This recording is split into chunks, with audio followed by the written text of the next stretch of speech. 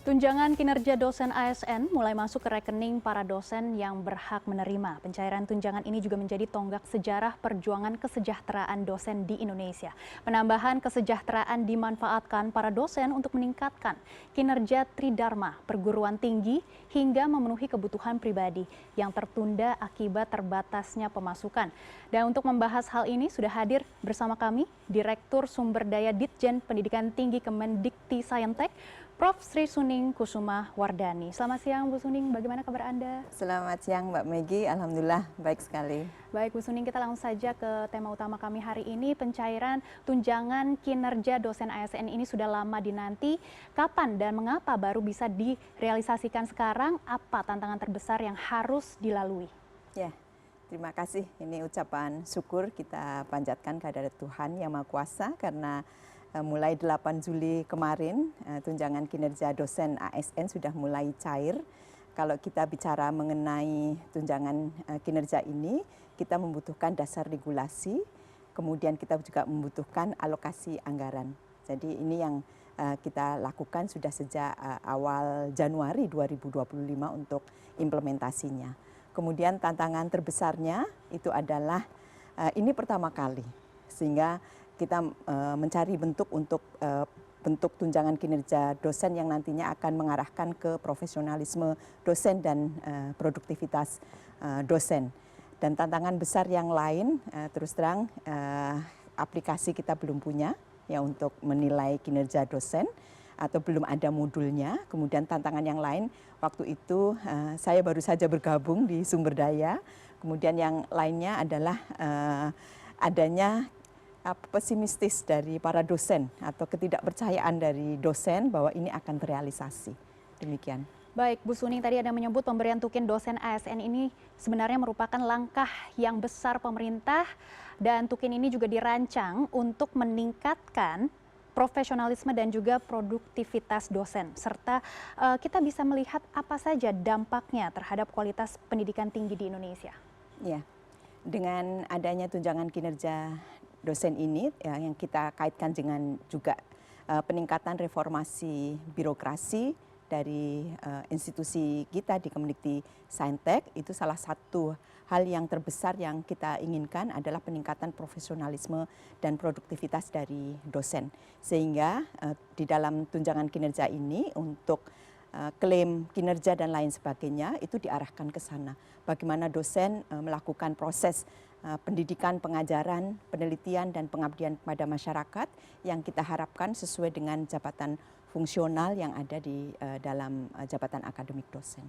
Baik, proses realisasi tukin ini melibatkan banyak tahapan dan Kemendikti-Saintek juga bekerja dalam waktu yang sangat singkat untuk mengawal Perpres tukin. Bisa dijelaskan bagaimana sebenarnya koordinasi lintas kementerian dilakukan agar semua tahapan dan dari regulasi hingga aplikasi bisa rampung hanya dalam waktu 5 bulan? Ya, tentu ini ucapan syukur karena kita terus didorong atau bentuk perhatian dari Pak Presiden, Pak Menteri, dan pemerintah kita terhadap realisasi dari tunjangan kinerja ini, sehingga komitmennya kami bekerja di bawah timeline yang sangat ketat. Ya, timeline sangat ketat, di mana begitu Perpres diundangkan, di dalam Perpres dinyatakan direalisasikan tukin sejak 1 Januari 2025. Sejak itu pula kemudian kita melakukan koordinasi lintas kementerian dengan adanya harmonisasi permen, kemudian juga dengan aturan turunan di Kepsesjen, dan demikian juga kita lakukan koordinasi baik dengan Kemenkyu, Pan-RB, BPK, kemudian pajak dan seterusnya. Ya, ini hampir setiap hari seperti minum obat, sehari 3 kali untuk melakukan koordinasi lintas kementerian. Baik, ini banyak sekali koordinasi yang dilakukan dan kami juga mendapatkan informasi bahwa ada aplikasi Sister Tukin yang menjadi salah satu inovasi penting dalam proses klaim kinerja dosen. Bisakah Anda berbagi bagaimana sistem ini dikembangkan dan bagaimana perannya dalam memastikan transparansi serta akurasi penilaian kinerja dosen? Betul sekali Mbak Megi. Jadi begitu Kepsesjen diundangkan, maka dasar dari pelaksanaan aplikasi yang kita bangun adalah dari Kepsesjen tersebut. Sejalan dengan kita BIMTEK Capsesgennya itu kita bersama-sama dengan tim IT dari sistem terintegrasi atau sister untuk mengembangkan modul tersebut. Jadi teman-teman juga punya pekerjaan yang lain tentu, sehingga kami memanfaatkan waktu di sore hari dan weekend atau di akhir pekan itu terus untuk memantau progres-progres yang ada. Di dalam pengembangan aplikasi kami membuat dua rencana, yang pertama untuk jangka pendek dan jangka panjang. Kalau yang jangka panjang nanti sudah terintegrasi dengan pelaporan kinerja dari dosen LKD BKD yang dilaporkan setiap semester. Tapi untuk yang kali ini karena kita butuh kecepatan dalam proses aplikasinya, kita mengembangkan modul di mana klaim terhadap LKD BKD yang sudah ada, kemudian klaim terhadap kinerja prestasi kita sesuaikan semua dari yang ada di Capsesgen seperti itu ya. Baik Bu Suning, ini BIMTEK untuk dosen, SPI dan juga pimpinan PT menjadi bagian dari proses ini. Seberapa penting sebenarnya peran pelatihan ini dalam memastikan kelancaran klaim tukin dan bagaimana tanggapan dosen terhadap pelatihan tersebut? Ya, jadi begitu sister yang sudah terbangun ini, itu 1 hari setelah bisa kita selesaikan semua, sudah kita lakukan BIMTEK. Tujuannya adalah penyamaan persepsi. Dan juga karena ini pertama kali, jadi BIMTEK kita mulai dosen untuk melakukan klaim kinerjanya, kemudian kita lakukan BIMTEK juga untuk SPI dan atasan untuk melakukan verifikasi dan validasinya, dan itu berulang seperti itu, hampir setiap hari untuk pelaksanaan BIMTEK-nya. Baik, Bu Suning, ini nama aplikasinya sangat unik ya, namanya Sister. Kenapa Sister. namanya Sister? Sistem terintegrasi sebetulnya, nggak ada kaitannya sama sister seorang perempuan ya. Jadi ini sistem terintegrasi, sebetulnya aplikasi ini sudah ada untuk dosen, untuk biasanya untuk melakukan kaitannya dengan jabatan akademik dosen, menjadi lektor kepala dan guru besar, kemudian juga untuk pelaporan LKD BKD. Jadi sistem tukinnya kita integrasikan ke sana. Baik, ke depan ini tukin dosen juga akan dibayarkan secara bulanan. Ya. Nah, apa target jangka panjang dari skema ini, Bu Ya, Suning? betul sekali. Ini termasuk tantangan paling besar di mana kinerja dosen itu diukur satu semester sekali, tetapi untuk pembayarannya 1 bulan sekali. Sehingga kami juga melakukan kajian bagaimana ini bisa kita lakukan. Setelah kita lakukan simulasi dengan koordinasi berbagai pihak, ternyata untuk pelaksanaannya bisa kita lakukan 1 bulan sekali. Untuk pelaksanaan 1 bulan sekali ini tentu nanti di awal bulan kita untuk yang bulan Juli ini itu pelaksanaan untuk Januari sampai Juni dan tukin untuk THR atau tukin ke-13. Kemudian nanti yang selanjutnya ini sudah terhitung. Dosen itu akan menerima berapa setiap bulannya dari hasil kinerjanya. Sehingga nanti setiap bulan itu tinggal dikirimkan gitu ya untuk pelaksanaan pencairannya.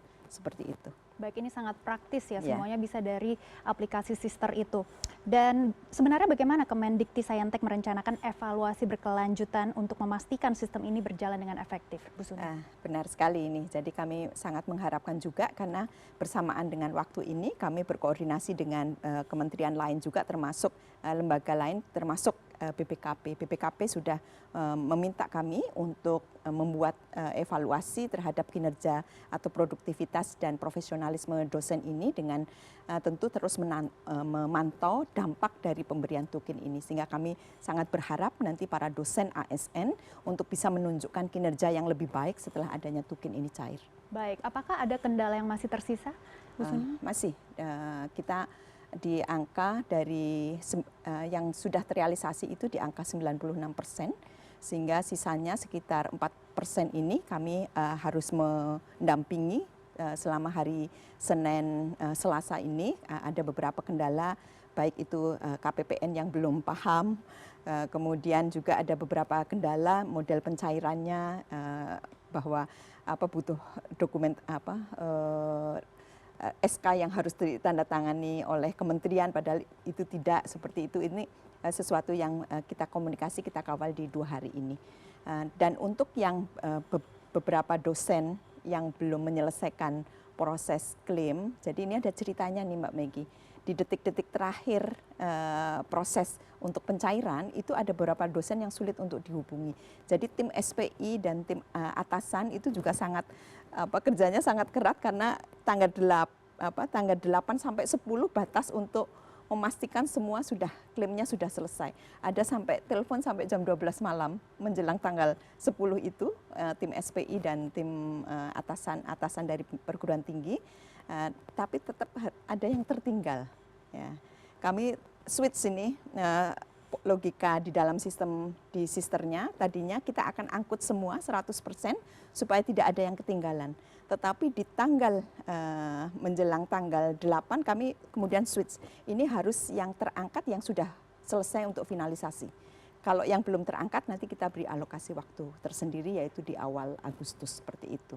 Jadi dinamikanya sangat luar biasa. Baik Bu Suning, tapi ini angkanya cukup tinggi, sudah mencapai 96% yang berhasil dicairkan gitu ya Bu Suning. Baik, terakhir Bu Suning, bagaimana dampak jangka panjang dari Tukin ini terhadap kesejahteraan dosen dari reformasi birokrasi di sektor pendidikan tinggi khususnya dalam mendukung misi visi Indonesia Emas 2045? Ya, betul sekali. Ini adalah satu komitmen dari pemerintah, dari Pak Presiden dan Wakil Presiden kita, dari Kementerian Pak Menteri, bahwa kesejahteraan dosen ini menjadi satu bagian program program yang strategis, sehingga ini memang dikawal. Dan juga kalau kita lihat apa dampak bagi visi Indonesia Emas 2045, bahwa dengan kesejahteraan dosen yang meningkat, maka motivasi kerja dosen semakin meningkat, kemudian akan meningkatkan produktivitas dan profesionalisme.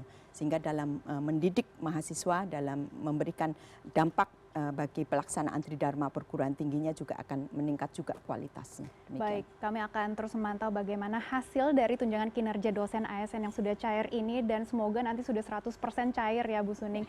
Terima kasih Anda sudah bergabung bersama kami di CNN Indonesia Business. Terima kasih Mbak Meggy. Ya.